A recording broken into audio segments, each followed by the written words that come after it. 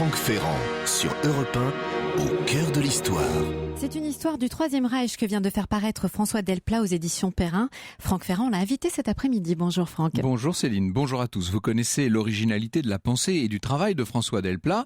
Je suis heureux de pouvoir lui donner l'occasion de préciser nos idées sur cette période sombre de l'histoire. Et puis à la fin de l'émission, vous répondrez à la question de Camille qui souhaite connaître l'origine des chemises de nuit. On aura vraiment répondu à toutes sortes de questions dans cette émission, vous avouerez. Il est temps que l'année se finisse, si je puis dire. Pour le moment, laissez-moi vous retracer la carrière du numéro 2 du régime nazi, le maréchal Göring.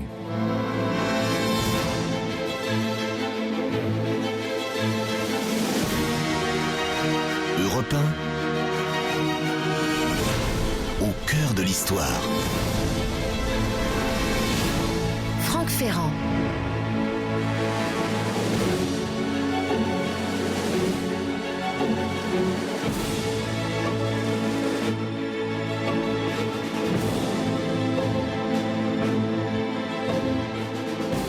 Il m'a paru intéressant, en préambule à cette émission sur le Troisième Reich, de retracer pour vous le parcours, disons très symptomatique de celui qui aura été le numéro 2 du régime nazi. Alors il n'y avait d'ailleurs pas forcément de numéro 1, 2, 3, 4, 5. Un numéro 1, si, ça c'est incontestable. Mais disons que Göring faisait incontestablement cet office. Il était le successeur légal d'Hitler, même s'il ne l'a pas été dans les faits, et que Dönitz a été désigné à la fin du régime. On y reviendra tout à l'heure. Un homme que sa silhouette obèse et sa mine souvent joviale ont imposé dans la mémoire collective comme une sorte de baudruche du grand dictateur et qui cumule pendant près de 20 ans les honneurs et les titres à la droite du Führer. Il était grand maréchal du Reich, mais aussi ministre de l'air, premier ministre de Prusse, président du Reichstag, conservateur des forêts d'Allemagne, grand veneur du Reich, etc., etc. On pourrait comme ça multiplier les titres, j'en passe évidemment. Quelle aura été l'influence réelle de Göring au-delà de tous ces titres ronflants ? Comment s'était fait cette situation unique dans le régime nazi? Voilà le genre de questions qui se posent à son sujet. Alors d'abord, il faut savoir d'où vient le personnage. Contrairement à Hitler, Göring n'est pas issu d'un milieu modeste, même pas du tout en vérité. Son père était un de ces hauts fonctionnaires coloniaux qui peuplaient l'administration de l'Empire. Il avait été médecin en Afrique. C'était un ami de Bismarck. Il entretenait des liens avec toute une partie de l'aristocratie de la cour de Guillaume II. Et le Hermann lui-même, notre personnage, est né à la belle époque, il est né dans le moment, en plein dans le règne de Guillaume II, en 1893. On est à l'époque où l'empereur Guillaume, le Kaiser, multiplie les fantaisies, vous savez, des fantaisies ultranationalistes, bien entendu. Le caractère de l'enfant Göring n'est pas facile. C'est un enfant difficile, volontiers violent. Tout ça paraît le désigner pour la carrière des armes, et d'autant mieux qu'encore une fois, on est dans cette Allemagne de Guillaume II, dans cette Allemagne militaire, bien entendu. Alors, il va suivre les cours de l'école de cadets de Karlsruhe, puis de l'école militaire de Groß-Lichterfelde, d'où il sort sous-lieutenant d'infanterie, et on peut dire que la carrière de Göring, dans une période de paix, aurait sans doute été la carrière d'un de ces officiers qui passait beaucoup de temps dans les revues, parce que vous savez que le sport national de la Prusse, j'allais dire, en tout cas de l'Allemagne de l'époque, c'était les grandes revues militaires. Seulement, évidemment, comme pour beaucoup de soldats de sa génération, le grand moment pour Göring, et paradoxalement, sa grande chance, ce sera le conflit mondial qui s'ouvre en 1914. Il commence comme officier de renseignement et se montre d'emblée très audacieux. Je pense que s'il fallait conserver de tous les caractères de Göring un trait dominant, ce serait justement celui de l'audace, ce qu'on a peut-être tendance nous à oublier parfois. C'est un homme très audacieux. Dès le début de la guerre, sa section réussit notamment à prendre 4 chevaux à des patrouilleurs français. Alors, il racontait ça par la suite avec d'ailleurs beaucoup de complaisance. Il faut vous dire que Göring était d'un naturel hâbleur, il y a un petit côté tartarin comme ça, et alors il en rajoutait, il paraît que cette anecdote avait fini par devenir une véritable histoire qui le tenait un dîner entier. Il racontait comment, par roublardise, par audace, par culot, si je puis dire, il avait réussi à prendre ses 4 chevaux à des patrouilleurs français. Il subit plusieurs crises de rhumatisme, on l'installe donc dans une infirmerie de Forêt-Noire à Fribourg. C'est là qu'il va rencontrer un camarade qui, lui, a quitté l'infanterie pour cette toute nouvelle arme de l'époque qu'était l'aviation. Et il convainc Göring d'en faire autant. Donc Göring va demander sa mutation et il va commencer sa carrière d'aviateur comme observateur. Il est breveté pilote à l'automne 1915, autant dire qu'il est un des premiers pilotes militaires allemands, bien entendu. Premier, je parle, avant de devenir un des premiers par la qualité de son pilotage, un des premiers dans le temps, tout simplement. Alors quel genre de pilote Hermann Göring était-il ? Encore une fois, c'est un pilote audacieux, tout à fait va-t-en-guerre, risque tout ce que dans les ailes on appelle une tête brûlée. Un jour, il est, semble-t-il, pris en chasse par 6 appareils britanniques. Donc il est en mauvaise posture, il est touché, enfin son avion est touché, le réservoir est en feu, il faudrait qu'il se pose, au contraire il va faire une espèce d'acrobatie aérienne, il arrive à échapper à plusieurs des avions, puis à l'ensemble, et il ira se poser dans un cimetière, dans des conditions extrêmement difficiles. Il est blessé à la hanche, mais il est toujours en vie. Il fera 4 mois d'hôpital et le revoilà, un peu boitillant, le revoilà au feu dès l'été 1916. Il est affecté en Alsace, près de Colmar, dans une escadrille qui est très souvent au feu, la 27e escadrille de chasse, qu'il va commander du reste à partir de mai 1917, et c'est là qu'il va multiplier les duels aériens. Est-ce qu'on peut parler pour autant, à propos d'Hermann Göring, d'un véritable héros de la Grande Guerre ? Il me semble que oui, objectivement, c'est en tout cas avec cette aura-là qu'il sortira du conflit. Il est bien sûr dans le palmarès des as de la Première Guerre mondiale, à la 22e position côté allemand, 22 victoires homologuées, ce qui est quand même assez considérable. Vous savez qu'on ne pouvait pas homologuer toutes les victoires, étant donné qu'il fallait apporter un certain nombre de preuves. Donc s'il a descendu officiellement 22 avions, c'est qu'il y en a d'autres probablement qui ne sont pas officiels. Il est classé comme 5e pilote allemand de cette guerre, certes bien loin derrière Richthofen, le baron rouge, qui lui avait 80 victoires homologuées, vous imaginez, mais il n'empêche, après la mort de Richthofen, son successeur, qui s'appelle Reinhardt, qui s'est écrasé lors d'une manœuvre d'essai à laquelle participait Göring, va en quelque sorte lui laisser le champ libre. Et c'est Göring qui est nommé commandant du Geschwader Richthofen, c'est-à-dire de l'escadrille Richthofen, si vous voulez, qui se trouve être tout simplement la plus prestigieuse d'Allemagne. Avec un extrait des damnés. Je vous rappelle, chers auditeurs, que vous pouvez réagir tout au long de l'émission et nous envoyer vos messages, vos questions par mail sur europe1.fr, via Twitter, celui de Franck Ferrand, ou hashtag ACDH, ou encore sur la page Facebook de l'émission. Dans un court instant sur Europe 1, nous revenons avec vous, Franck Ferrand, à la carrière du maréchal Göring. Franck Ferrand, 14h, 15h sur Europe 1. Retour avec vous, Franck Ferrand, à la vie et à la carrière du maréchal Hermann Göring. Alors Hermann Göring devient donc une sorte un petit peu de héros, disons-le. Son nom est un des plus connus de l'Allemagne du lendemain de la Première Guerre mondiale, après le 11 novembre, et malgré cette défaite terrible, cette humiliation infligée à l'Allemagne, il jouit de l'immense prestige qui s'attache au vainqueur, au chevalier du ciel qu'il est, si vous voulez. Et après la guerre, il n'est cependant pas question pour lui de rentrer dans le rang d'une carrière militaire en temps de paix. Il a été démobilisé avec le grade de capitaine. Il n'a pas l'intention du tout de servir le nouveau régime de la République de Weimar. Ce qu'il faut vous dire, c'est qu'il a des idées extrêmement dures, déjà, extrêmement à droite. Il est très nostalgique de l'Empire, etc. Il n'est pas question pour lui de suivre la République. Et d'ailleurs, il va se partir pour le Danemark. On lui a proposé un rôle, ça arrive souvent dans les lendemains de guerre, les industries d'armement vont se servir d'un certain nombre nombre de soldats qui se sont manifestés au feu. Et en l'occurrence, Fokker lui propose d'aller présenter le Fokker, le F-7, à Copenhague. Alors, il s'agit d'aller faire des démonstrations, bien entendu, des démonstrations aériennes. Et il dit pourquoi pas, à condition qu'on m'offre l'appareil. C'est-à-dire, moi, je veux bien aller présenter votre appareil, mais ensuite, il faut qu'on me le donne. Eh bien, la maison Fokker est d'accord. Il va donc faire ses démonstrations, ses acrobaties, etc. Il en profite pour faire un certain nombre de baptêmes de l'air, etc. Et du Danemark, il va ensuite passer en Suède à partir de décembre 1919, où il mène une vie, on va dire, qui est la vie comment est-ce que je pourrais dire, de l'homme privilégié qu'il est. Hein. C'est une vie assez facile du reste. Et un soir, par mauvais temps, il accepte d'emmener dîner un jeune comte suédois. Il se trouve qu'il va faire la rencontre de la belle-sœur de ce monsieur qui s'appelle Karine et qu'elle s'éprend tout de suite de l'aviateur allemand. C'est important cette période, 1900, on va dire le tournant de l'année 20. C'est le moment des grandes rencontres de sa vie.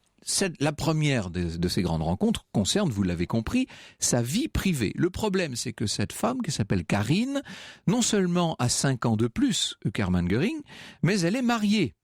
Qu'à cela ne tienne, son mari, un capitaine suédois, va accepter le divorce. Il a même l'élégance d'aller prendre les torts à sa charge.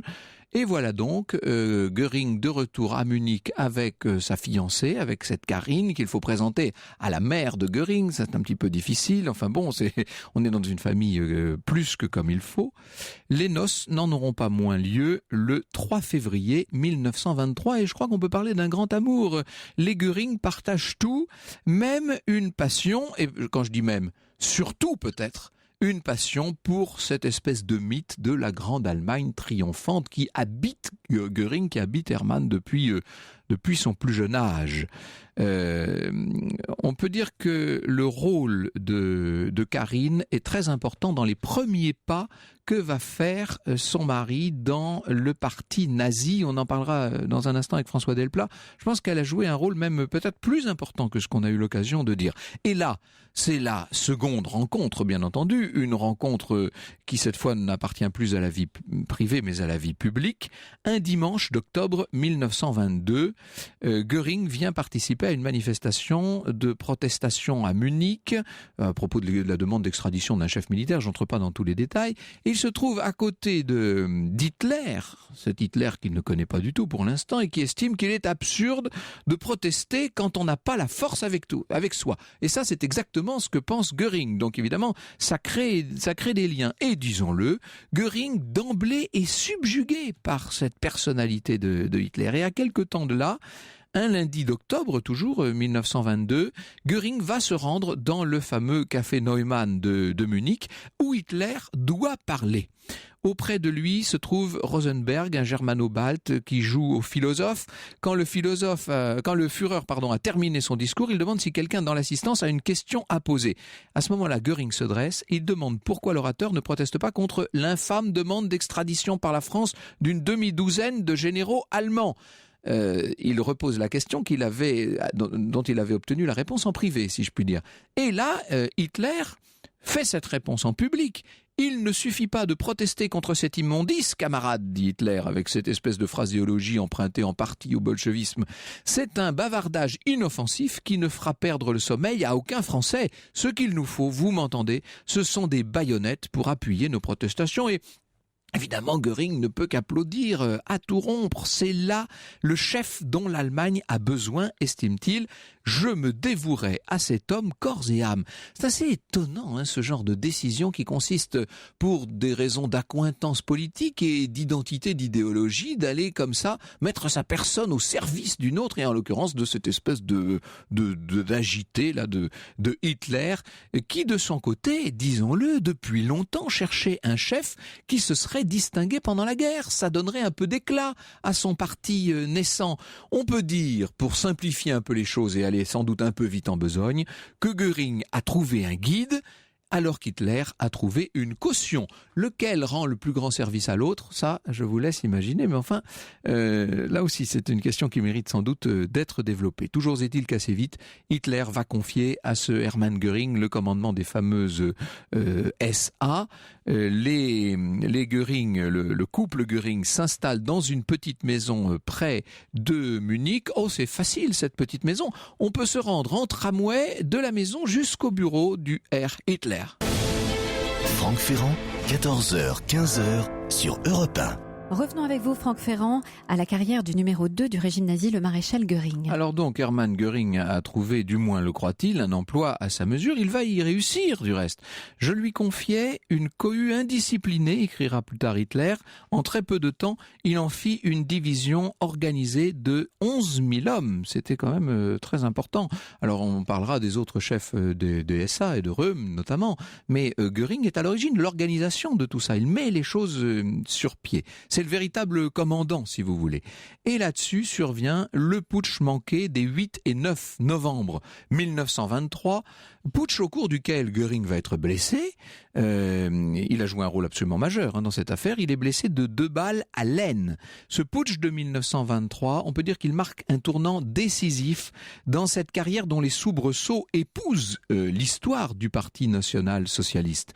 DSA ont transporté le blessé clandestinement chez un médecin qui se trouve être un médecin juif du reste et qui va sauver la vie de Hermann Göring.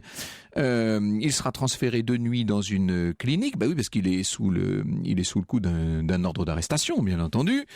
C'est Karine qui va s'occuper de lui. Elle est elle-même très malade de son côté. Elle va convaincre son mari de passer en Autriche. Il se rétablira d'ailleurs pendant cette période autrichienne. Il mène une véritable activité politique en Autriche. C'est-à-dire que il n'est pas le seul d'ailleurs. Tous ces nazis de la première heure qui ont pu échapper au filet de la police au lendemain du putsch manqué vont essayer de remonter quelque chose là-bas. Alors, Göring n'en est pas moins très déprimé à l'époque. Il souffre beaucoup des suites de ses blessures. Alors dans un premier temps, il prend de la morphine pour atténuer les douleurs et puis cette morphine va le rendre peu à peu dépendant et il va devenir morphinomane, disons-le. Toutes les existences, vous savez, connaissent leur période de vache maigre ou de traversée du désert. Eh bien pour Göring, on peut dire que la sale époque de sa vie, c'est évidemment celle de l'après-putsch. Karine, de nouveau, l'a convaincu de partir, de la suivre en Suède, où il va être hébergé par ses beaux-parents. C'est là qu'il devient obèse. On a des photos de Göring avant 1924. Il n'est pas du tout, c'est pas du tout l'espèce de baudruche qu'on connaîtra par la suite. Mais là, évidemment, sous l'effet de la morphine, d'une certaine oisiveté, il est devenu, je vous le dis, morphinomane. Il est d'ailleurs défiguré, avec des accès de délire qui le rendent dangereux. Voilà le diagnostic d'ailleurs d'un hôpital où il a été transféré. Sentimental envers les siens et parfaitement insensible à l'égard de toute autre personne. Je trouve ça c'est un diagnostic intéressant et qui peut nous en dire long sur la personnalité de ce bonhomme. Il sera guéri au moment de l'amnistie. Vous savez, quand Hindenburg va amnistier tout le monde, on était là à l'automne 1927. C'est inespéré pour lui, cette amnistie, disons-le. Hermann Göring, aussitôt, rentre en Allemagne. Et à ce moment-là, ce sont des déconvenus qui l'attendent parce que Hitler est embarrassé. Vous savez, on est la mauvaise période là pour lui, fin 1927, début 1928. Hitler finit par accepter l'aide de Göring, mais on peut dire que ce n'est plus du tout l'entente des premiers moments. Et il y a là un moment où Göring pense même que sa carrière politique est finie.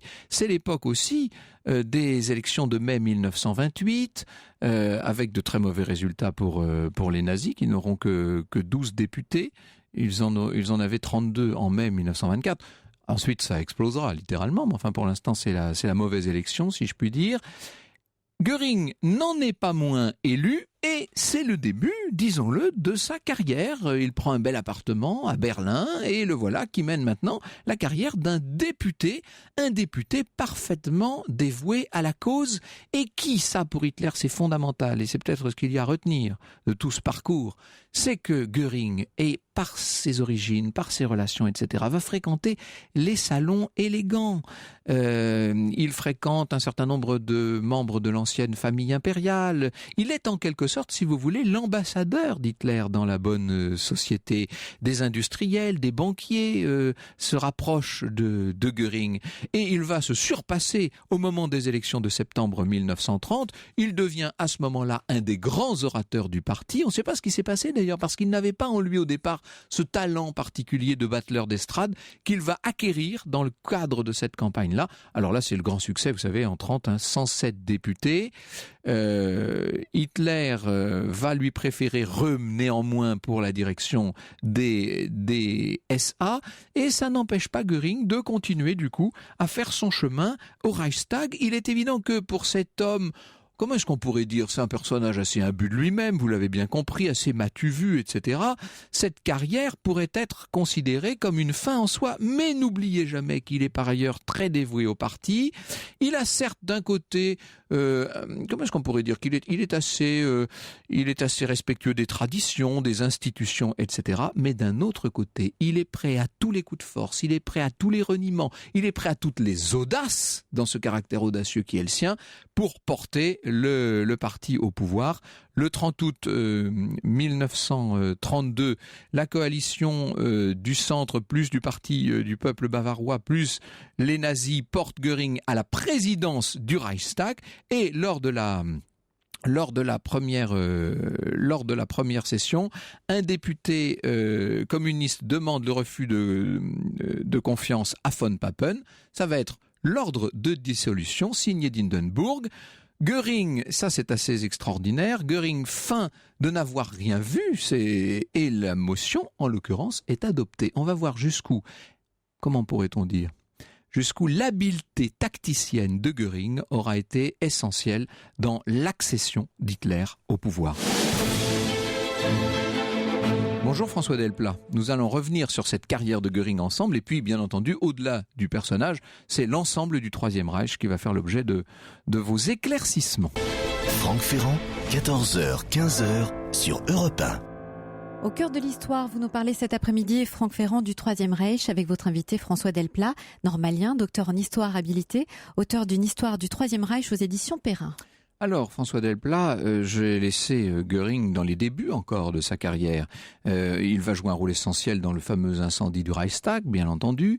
Il va pousser, on peut dire, Hitler au pouvoir, alors qu'il est veuf d'ailleurs. La mort de sa femme en 1931 l'a profondément marqué.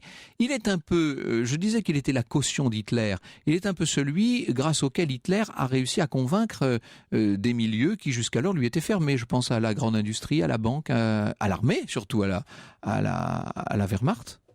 Oui, c'est effectivement certainement la clé de voûte de cette alliance entre milieux conservateurs et ce parti nazi qui vient de pousser comme un champignon, surtout sur le plan électoral.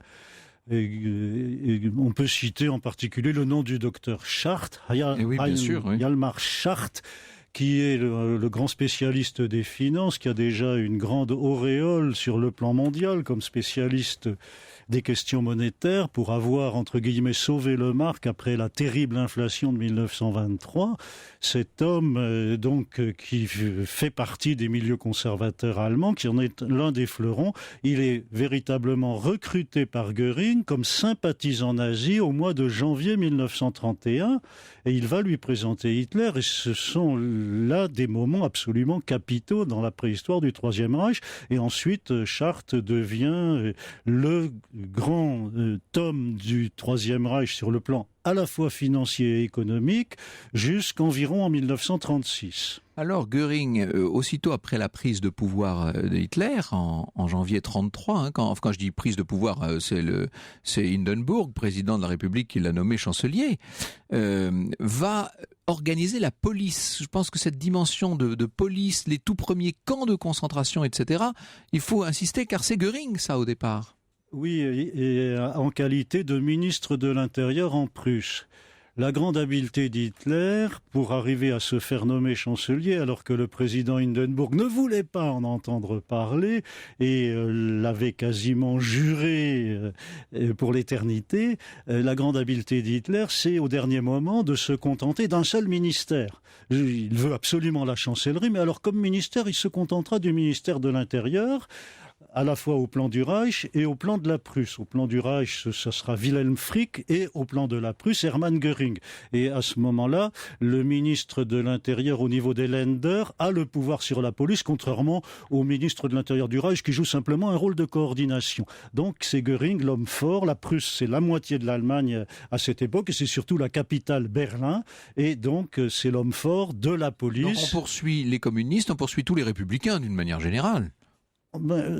Surtout, on présente le gouvernement Hitler, Hitler-Papen, Hitler-Hindenburg-Papen, comme la dernière chance de l'Allemagne d'éviter la guerre civile dans la situation effectivement assez grave sur beaucoup de plans créée par la crise de 29 avec en particulier près de 7 millions de chômeurs. Ce qu'il faut peut-être dire, c'est que le prestige de Göring et les réussites successives qu'il obtient dans tous les domaines, à commencer par le domaine purement politique, nous venons d'en parler, vont lui donner un éclat qui fait de l'ombre à Hitler.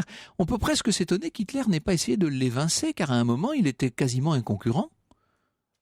Je ne pense pas qu'on puisse exactement le formuler comme ça. D'abord, Göring est toujours très révérencieux vis-à-vis de Hitler, très soumis, toujours à l'écoute de son avis, très respectueux quand lui-même lui suggère une mesure à prendre. Et d'autre part, il y a aussi un autre homme très très fort dans l'entourage de Hitler, c'est Heinrich Himmler, d'un bout à l'autre du Troisième Reich. Et comme Himmler ne surgit véritablement comme chef de toutes les polices allemandes que le 17 juin 1936, on a tendance à faire partir le pouvoir d'Himmler de ce moment-là, mais pas du tout. Pas du tout. Himmler est devenu chef des SS en janvier 1929, c'est ça la date importante, parce que Hitler a décidé dès ce moment-là que les SS seraient son bras armé, seraient son instrument de conquête et d'infiltration de la société allemande, beaucoup plus que les SA, qui sont voyants et qui sont infiniment plus nombreux à cette époque, mais qui sont déjà politiquement en perte de vitesse, en perte de prestige, et dont Hitler se sert comme d'une espèce de bulldog qui aboie beaucoup et qui impressionne le bourgeois, et que le Führer peut justement dompter et tenir en laisse. Et pendant ce temps-là, les SS commencent à se développer comme un embryon qui va devenir un organisme extrêmement puissant, et tout ça est tout à fait calculé, tout à fait voulu, et ça n'a rien d'une lutte de clans entre un clan Himmler, un clan Göring, un clan Goebbels ou tout ce qu'on veut. Ça, quand vous dites c'est voulu, c'est Hitler qui le veut? Oui, absolument. D'un bout à l'autre du Troisième Reich, et même avant, même dans les années d'ascension, 1929-1933, Hitler présente son parti comme divisé. C'est une de ses grandes forces, et notamment divisé entre une aile droite et une aile gauche, entre des durs et des mous, et lui-même un peu au centre et un peu tiraillé. Et un historien, Hans Mommsen, dira beaucoup plus tard qu'Hitler était un dictateur faible. Eh bien, il est tombé dans le panneau. Il y a cru, en fait. Voilà, oui. C'est l'impression qu'Hitler lui-même voulait donner. J'en finis, si vous le voulez, avec Göring, puisque nous avions commencé avec lui. L'aviation, la Luftwaffe est sa chose, si je puis dire, en tant qu'ancien pilote, bien entendu. Et là, c'est assez étrange, puisqu'Hitler lui confie en quelque sorte la préparation de la guerre, alors que lui est plutôt contre la guerre. Est-ce qu'on peut dire ça ? Sauf votre respect, vous tombez un peu dans le panneau. Moi aussi, je tombe dans le panneau. Non. Göring, vous l'avez bien dit tout à l'heure, c'est l'homme de la revanche. S'il va avec Hitler, c'est pour la revanche. C'est avec l'idée que cette espèce de bonhomme mystique qui attire de grandes foules peut permettre à l'Allemagne de prendre le plus vite possible une revanche militaire. Et il ne vit que pour ça, Göring, de même que Hitler, de même que Himmler, de même que Goebbels, de même que Rudolf Hess, et toute cette direction du parti nazi qui va d'ailleurs, je vous le ferai remarquer, rester extrêmement stable jusqu'à la fin, ou disons jusqu'à un mois ou deux avant la fin, où à ce moment-là, il y aura très curieusement une disgrâce de Himmler et de Göring ensemble. À quel moment là? On est vraiment à la toute fin pour le coup. Voilà, là on est en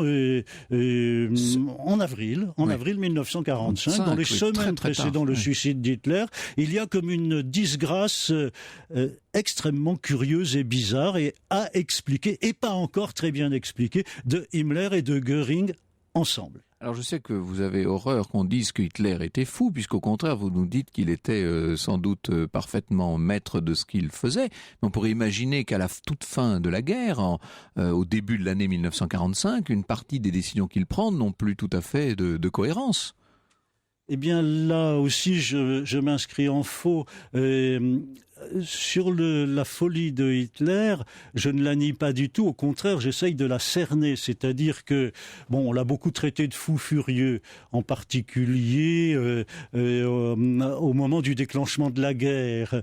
Il y a une légende qui a cours à l'époque et qui a encore cours aujourd'hui sous un certain nombre de plumes, qui est de dire, bon, on lui avait cédé la Tchécoslovaquie au moment de Munich, et à ce moment-là, il a cru qu'on lui céderait encore la Pologne. Et du coup, il est devenu à ce moment-là un fou furieux qu'on ne pouvait plus arrêter. Non, tout ceci est de toute évidence très calculé. La seule erreur de calcul, finalement, c'est l'arrivée de Churchill au pouvoir au mauvais moment, le 10 mai 1940, le jour de l'offensive contre la France. Mais sinon, tout ça était d'une part calculé, d'autre part, on peut dire très bien calculé. Donc Hitler n'est pas fou à ce niveau-là. Il est très intelligent à ce niveau-là. Simplement, il est fou depuis la fin de 1918 ou le début de 1919. Là, il a ce qu'on appelle un déclenchement de psychose. Visiblement, il est psychotique depuis son enfance. Comme tous les psychotiques, ça se forme dans les toutes premières années ou premières semaines de la vie, mais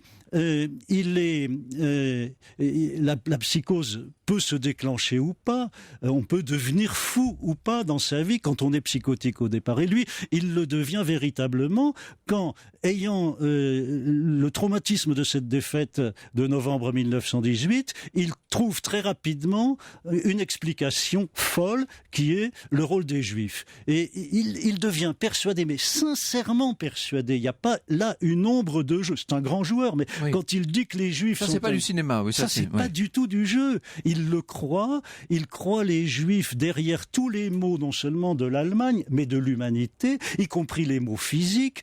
Et un signe de la psychose, d'ailleurs, c'est l'impuissance à métaphoriser. Il va dire que les Juifs sont un cancer de l'humanité, un cancer en phase très avancée. Si on ne l'opère pas tout de suite, il va emporter, vraiment faire mourir l'humanité. Il n'y aura pas plus un seul homme sur la terre si le cancer juif l'emporte d'ici quelques années. Donc on n'est pas dans un antisémitisme classique d'une certaine manière. Hein, ça voilà. Il y a une rupture claire avec l'antisémitisme traditionnel d'un certain nombre de milieux germaniques de l'époque. Tout à fait. D'ailleurs, en écrivant ce livre, j'ai découvert moi-même à quel point peu de livres posaient cette question toute simple des ressemblances et des différences entre l'antisémitisme antérieur et l'antisémitisme de Hitler. C'est une question vraiment encore quasiment vierge. Saül Friedländer, le grand historien, a commencé à aborder vraiment cette question en 2006 dans le tome 2 de son histoire de la destruction des Juifs qui s'appelle l'Allemagne nazie et les Juifs, le Troisième Reich et les Juifs.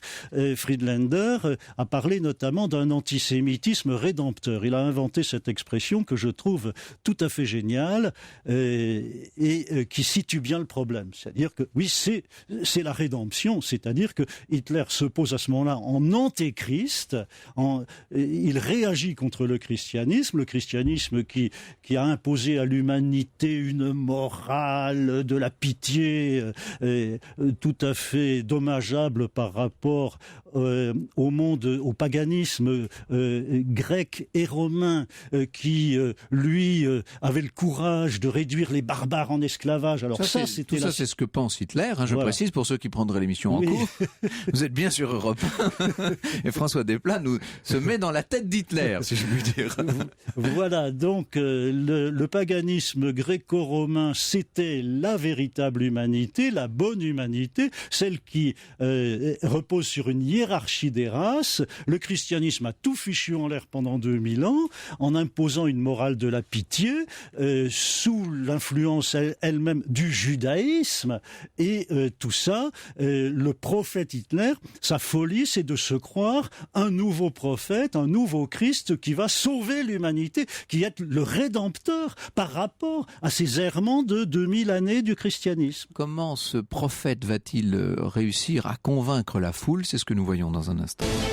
Franck Ferrand, 14h, 15h sur Europe 1.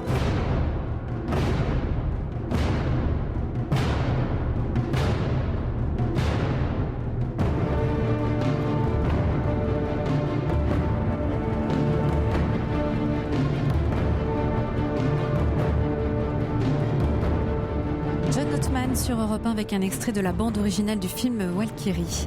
Vous nous parlez cet après-midi, Franck Ferrand, d'Hitler et du Troisième Reich avec votre invité François Delplat, normalien, docteur en histoire habilité, auteur d'une histoire du Troisième Reich aux éditions Perrin. Une histoire du Troisième Reich, le titre n'est pas du tout gratuit, François Delplat, il faut le dire. Quand j'ai reçu votre livre, pour tout vous dire, j'ai pensé que vous alliez évoquer un certain nombre de thèmes concernant le Troisième Reich. Pas du tout, c'est vraiment une histoire au sens chronologique du terme. Vous nous racontez les choses, épisode par épisode, quasiment semaine par semaine. Oui, alors d'une part, ça n'avait pas été fait en France et en français, une histoire du Troisième Reich. D'autre part, je n'en connais pas qui soit aussi chronologique et ça me paraît la bonne chose à faire. Enfin, la chronologie permet de resituer chacun des événements et surtout le rôle de chacun de ces dignitaires dont vous parliez tout à l'heure. On a parlé de Göring, de Himmler, de Bormann d'ailleurs, etc. Tous. Ça permet de remettre à chacun son rôle dans une sorte de logique et de progression, en fait. Ce qu'on a parfois tendance à oublier quand on traite les choses de manière thématique et séparée. Oui, j'emploie à un moment l'image de la pieuvre. Je crois qu'elle est assez bonne, la pieuvre qui a des tentacules multiples et justement d'étudier en même temps les aspects policiers, culturels, raciaux, intellectuels, philosophiques, médicaux, tout ce qu'on veut, d'étudier ça le plus au jour le jour possible. Ça permet de voir les tentacules de la pieuvre. Sinon, on les voit pas. On voit pas comment l'Allemagne, petit à petit, se fait étouffer, se fait mettre au pas et surtout se fait mobiliser pour une guerre. Alors voilà, c'est parce que c'est quand même le but vers lequel tout est axé, cette guerre. On va y venir dans un instant. Vous avez dit l'Allemagne. L'Allemagne, ce sont les Allemands, donc il faut arriver à les convaincre, tous ces gens qui sont, pour mille raisons, de toutes origines, de toutes opinions, etc. Comment Hitler arrive-t-il à les mettre ainsi à l'unisson quasiment ? Sauf exception, bien entendu. Eh bien, il a d'abord son charme personnel qui opère. C'est de charisme, en tout cas. Hein. Voilà, oui. Un charisme qui opère aussi bien d'ailleurs sur les hommes que sur les femmes. Et qui passe notamment par son éloquence, et un peu mieux que son éloquence, par la mise en scène de ses meetings, de son congrès de Nuremberg,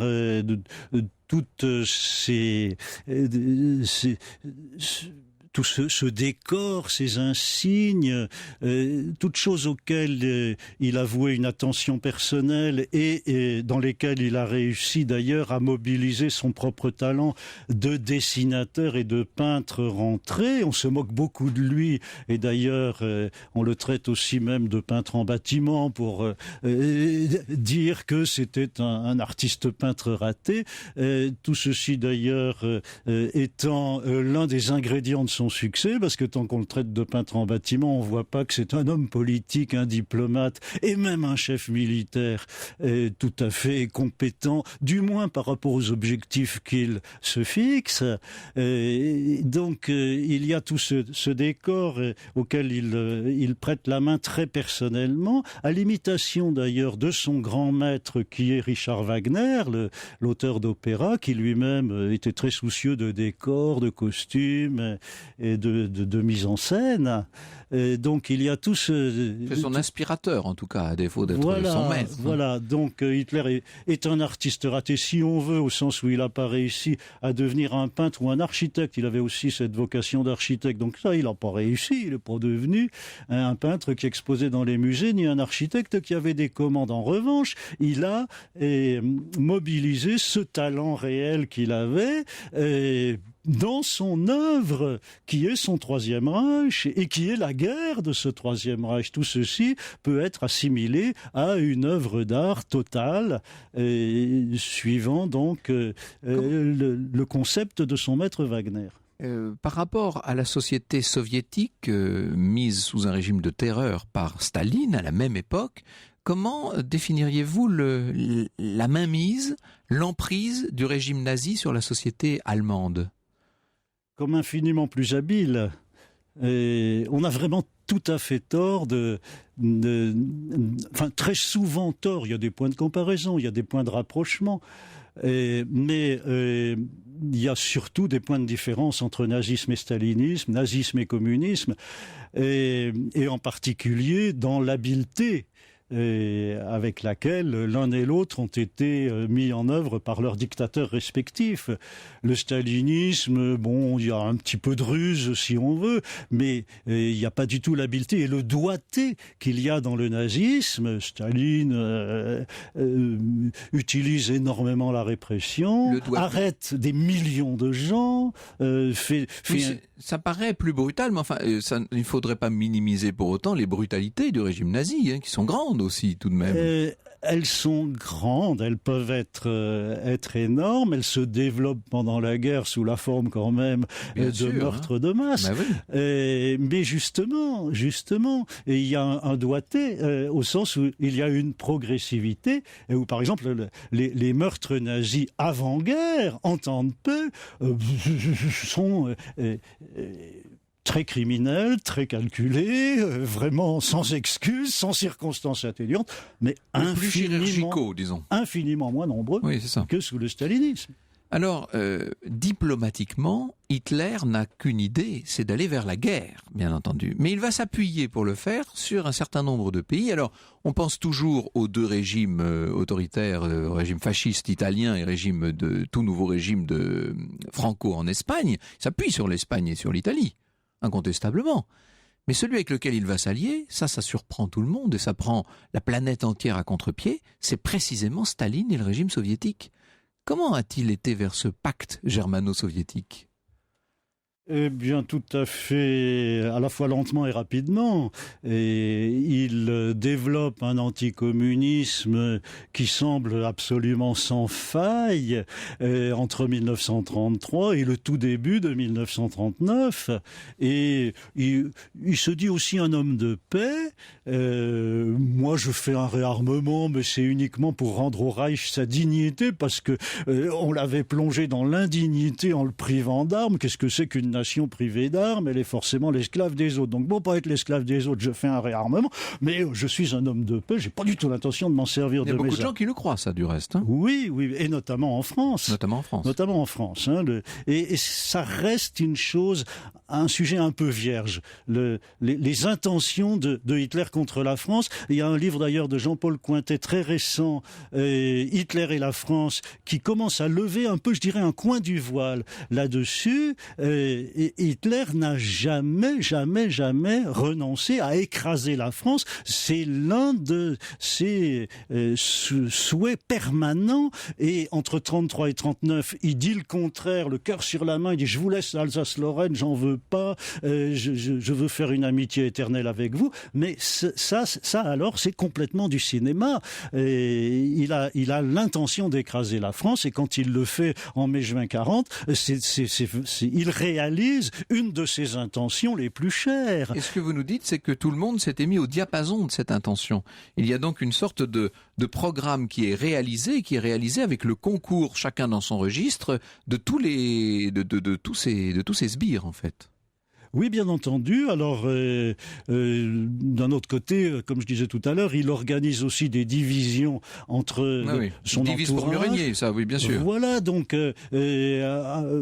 par exemple, Ribbentrop, qui était au départ le monsieur ministre des Affaires étrangères du parti nazi, et puis qui devient celui de l'Allemagne seulement en février 1938. Entre-temps, il a été ambassadeur à Londres. Il était donc l'homme qui cherchait à faire un des buts de Mein Kampf, qui était une grande alliance éternelle entre l'Allemagne et l'Angleterre au nom de la race aryenne. Donc, alors Ribbentrop, ayant échoué dans son ambassade à Londres, est censé devenir le plus anti-anglais, et c'est pour ça qu'il serait le maître d'œuvre du pacte germano-soviétique. Tout ça est grotesque, même si il peut arriver que Ribbentrop le croie. Mais de la part de Hitler, c'est complètement calculé. C'est pour faire semblant d'avoir autour de lui des clans qui s'affrontent et qui le tirent les uns vers l'Alliance anglaise. Alors Göring, à ce moment-là, ça sera plutôt vers l'Alliance anglaise, et Ribbentrop plutôt vers un rapprochement avec Moscou. Nous avons commencé cette émission en évoquant Göring. Il faut peut-être dire ce qu'il est devenu, Göring. Donc, à la fin de la guerre, il se cache d'abord au moment de l'arrivée d'un côté des Alliés, de l'autre de l'Armée Rouge. Et puis, il va se livrer aux Américains. Il a l'air presque soulagé de se livrer aux Américains. Oui, et c'est là que je dis qu'il a le comportement de quelqu'un qui est en mission. Il vient d'être rayé à grand spectacle du testament d'Hitler. Dans son testament. Au profit de Nietzsche. Voilà. Et dans son testament politique, Hitler le déshérite et le chasse du parti et de toutes ses fonctions. Et ça, donc quelques jours plus tard, on voit Göring arriver comme une fleur avec armes et bagages pour se livrer au général américain du secteur. Et il semble là en mission de Hitler. C'est-à-dire que, voilà, je suis en disgrâce, ça veut dire que maintenant, vous n'avez plus rien à craindre du nazisme. En revanche, je vous propose qu'on se mette ensemble contre les soviétiques. Mais ça, qu'est-ce que c'est ? C'est la politique d'Hitler depuis Pearl Harbor. Ouais. Pourquoi est-ce qu'il a tenu jusqu'au bout ? C'est parce qu'il voulait dissoudre la coalition adverse. Les Américains ne marcheront pas, évidemment, dans ce plan-là.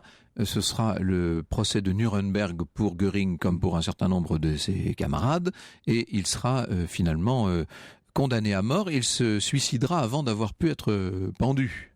Oui, c'est le dernier petit mystère de la vie de Göring. Il avait été fouillé à son entrée en prison. Il était tout à fait impossible qu'il ait pu garder du poison sur lui ou en dissimuler dans sa cellule. Et puis, il croque une pastille de cyanure quelques heures avant l'exécution générale des 14 condamnés à mort du procès. Il est le seul à y échapper par ce moyen-là. Comment avait-il eu cette capsule de cyanure ? De toute évidence, en charmant, en corrompant, en séduisant une dernière fois quelqu'un, c'est-à-dire un garde américain de la prison qu'on n'a jamais pu véritablement trouver. Alors il y a eu quelques confessions tardives, mais on n'a rien de sûr. Une histoire du Troisième Reich de François Delplat, c'est aux éditions Perrin. Merci beaucoup. Merci. Dans un instant sur Europe 1, vous répondrez Franck Ferrand à la question de Camille qui souhaite connaître l'origine des chemises de nuit. Europe 1, au cœur de l'histoire. Retour aux origines. Et vous répondez cet après-midi, Franck Ferrand, à la question de Camille. Elle nous l'a envoyée via la page Facebook de l'émission. Elle aimerait savoir depuis quand existent les chemises de nuit. Pas depuis très longtemps, pour tout vous dire. Parce que pendant très longtemps, alors certes on avait des vêtements de nuit dans l'Antiquité, j'entre pas dans tous ces détails, mais si l'on prend en tout cas l'Occident chrétien, pendant très longtemps, pendant tout le Moyen-Âge et même encore à la Renaissance, on dort nu, presque toujours. Et quand on met une chemise de nuit, c'est ce qu'on appelle le drap de la pudeur. C'est vraiment dans un signe très précis, c'est pour refuser d'accomplir le devoir conjugal. C'est ce que font les femmes dans ces cas-là. Dans 100 nouvelles, vous savez qu'il y a un recueil qui a été composé à cour de Bourgogne au milieu du XVe siècle. Voilà ce qu'on voit une héroïne, une femme qui passe une chemise et une robe d'intérieur au moment où elle ne voit plus son mari. La chemise, dès qu'elle revient dans le lit, elle la retire et elle ne la remet que pour se lever le lendemain matin. Vous voyez, c'était donc très particulier. On va vivre de la même façon jusqu'au XVIIe, même encore au XVIIIe siècle, où commencent à se développer les vêtements de nuit.